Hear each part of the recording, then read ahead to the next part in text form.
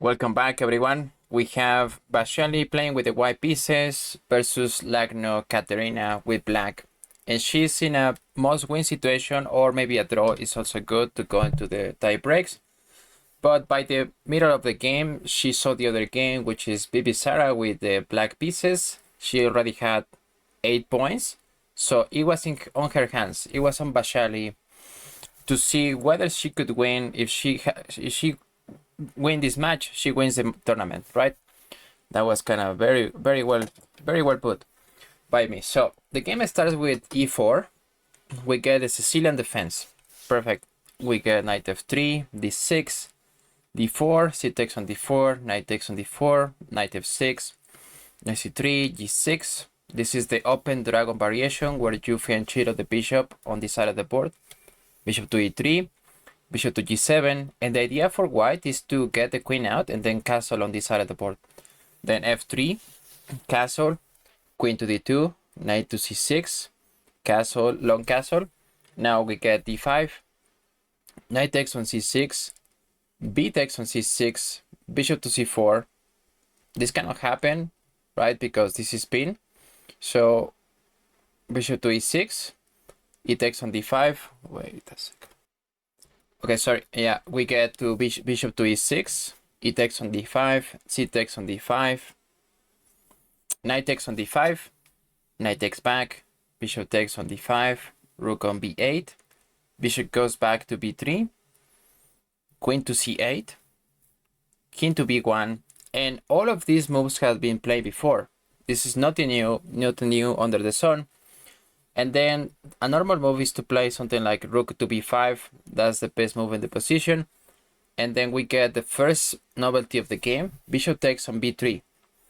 Okay. And here, white is supposed to take back with the pawn, with the c pawn. It breaks a little bit the principles of, oh, you want to take toward the center. So here, yeah, this is what the computer is saying. You have to take away from the center. So the game continues. Here, a takes on b3 instead. That's what happened in the game. a5. And this is already winning. It's already a winning position for white because of the extra pawn, right? We have 3 pawns here. These are double pawns. But if we manage to undouble the pawns, we just have these 2 or 3 pawns on this side of the board versus none. So yeah, this is completely winning for white, but it's still a long way to go. So okay, e5. e5, also this is going to become the focus of the whole game, right? Because if black, you're gonna see it later, but if black manages to push this pawn forward, it activates the bishop. So I don't know if pushing the pawn this early on in the game, e5 was a good strategical decision, because yeah, you're blocking your own bishop with this, right? Okay, bishop goes to c3, a4, b takes on a4. The best move, this is supposed to be an inaccuracy. Best move was this. This was preferable, and I think we can see why. Okay, maybe this is coming, but the king is gonna be much safer. Yeah, there are no more threats of rook and queen being here. Okay, so what happened is b takes on a4. The game continues. Queen to c4, hitting the pawn. Bishop b3, sorry, and then this pawn is hanging anyway, right? This pawn is hanging. If you take, you lose the king.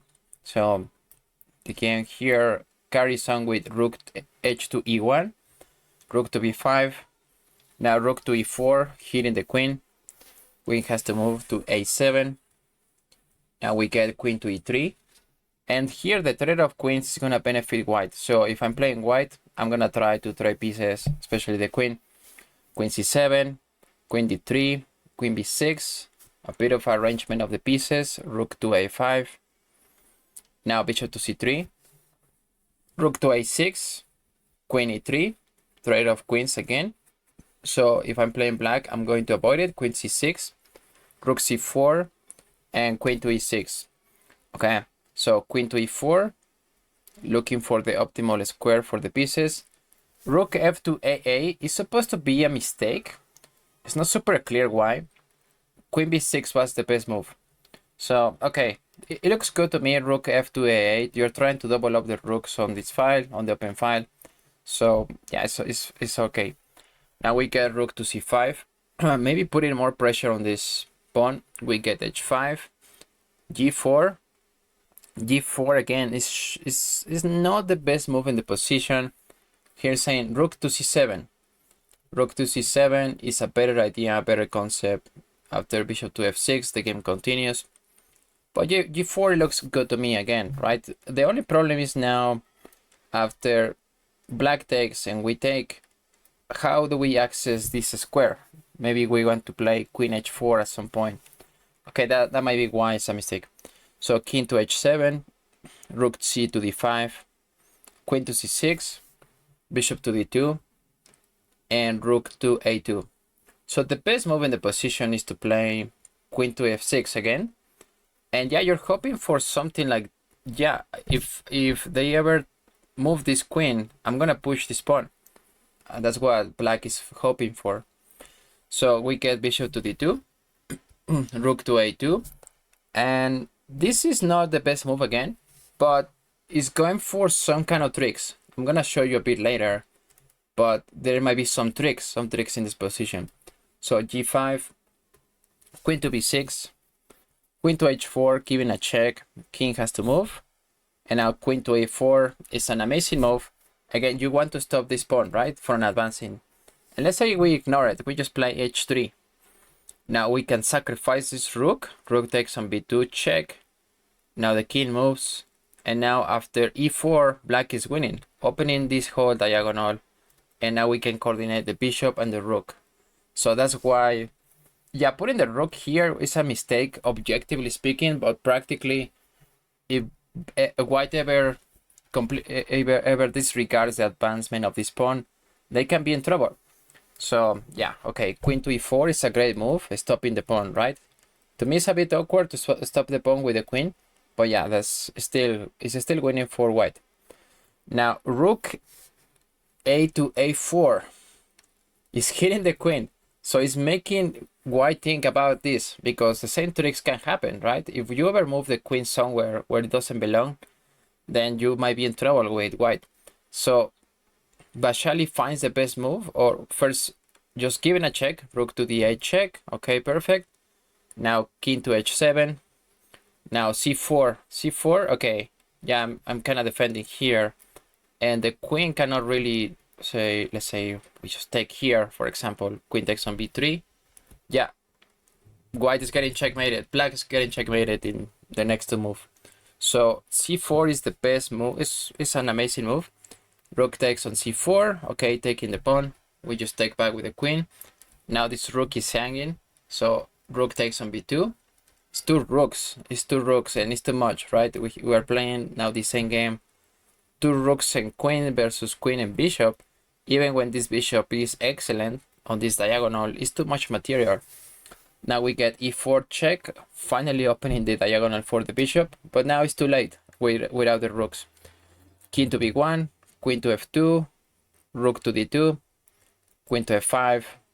The game continues for a few extra moves. Queen to f3, rook to c2, rook to f4, sorry, queen to f4, rook to e1, e3, queen to g2, and Lagno resign because of the continuation. Here, there is many ways to go.